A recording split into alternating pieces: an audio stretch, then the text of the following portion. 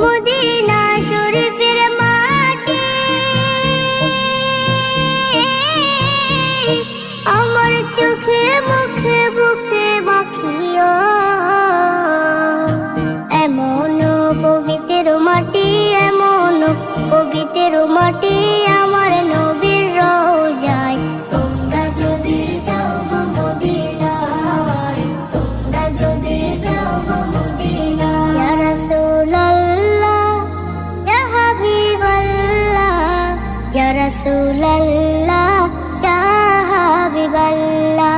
Medina শরীফের মাঝে বেহেশতের বাগান আছে,